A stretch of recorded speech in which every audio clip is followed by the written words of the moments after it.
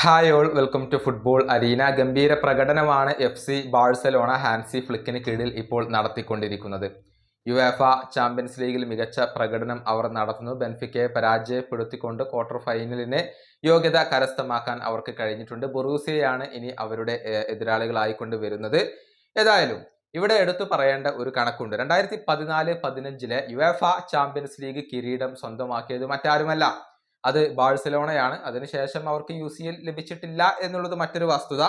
അന്ന് ബാഴ്സക്ക് വേണ്ടി ഏറ്റവും മികച്ച പ്രകടനം നടത്തിയത് MSN കൂട്ടുകെട്ടാണ്. മെസ്സിയും സുവാരസും നെയ്മറും ചേർന്നുകൊണ്ട് അന്നത്തെ യുവേഫ ചാമ്പ്യൻസ് ലീഗിൽ ആകെ 27 ഗോളുകളാണ് നേടിയിട്ടുള്ളത്. അതായത് ആ UCLിൽ ആകെ ബാഴ്സ നേടിയ 31 ഗോളുകളിൽ 27 ഗോളുകളും ഈ മൂന്ന് താരങ്ങളും ചേർന്നുകൊണ്ടാണ് സ്വന്തമാക്കിയിട്ടുള്ളത്. 13 മത്സരങ്ങൾ കളിച്ച മെസ്സി 10 ഗോളുകളും 6 അസിസ്റ്റുകളും സ്വന്തമാക്കി.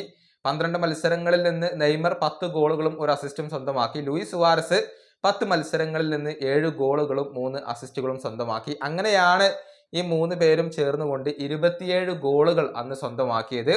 അതിന്റെ തൊട്ടരികിൽ എത്താൻ ഇപ്പോൾ FC ബാഴ്സലോണയുടെ മുന്നേറ്റ നിരയിൽ ഉള്ള LRL കൂട്ടുകെട്ടിന് കഴിഞ്ഞിട്ടുണ്ട്.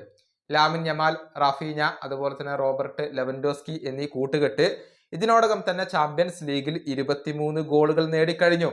അതായത് 4 ഗോളുകൾ കൂടി നേടിയാൽ അവർക്ക് ഈ ഒരു MSNന്റെ കണക്കിനൊപ്പം എത്താൻ കഴിയും എന്നുള്ളതാണ്. അതിന് സാധിക്കുമോ എന്നുള്ളതാണ് ആരാധകർ ഇപ്പോൾ ഉറ്റുനോക്കുന്ന കാര്യം. മികച്ച പ്രകടനമാണ് ഇപ്പോൾ ബാഴ്സയുടെ മുന്നേറ്റ നിര നടത്തുന്നത്. പ്രത്യേകിച്ച് യുവേഫ ചാമ്പ്യൻസ് ലീഗിൽ 11 ഗോളുകളും 5 അസിസ്റ്റുകളും നേടിക്കൊണ്ട് റാഫീഞ്ഞയാണ് എല്ലാവരെയും അത്ഭുതപ്പെടുത്തുന്നത്.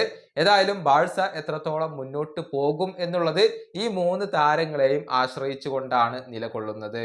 ഈ വീഡിയോയുടെ അവസാനിപ്പിക്കുന്നു. അടുത്തൊരു വീഡിയോയിൽ വീണ്ടും കാണാം.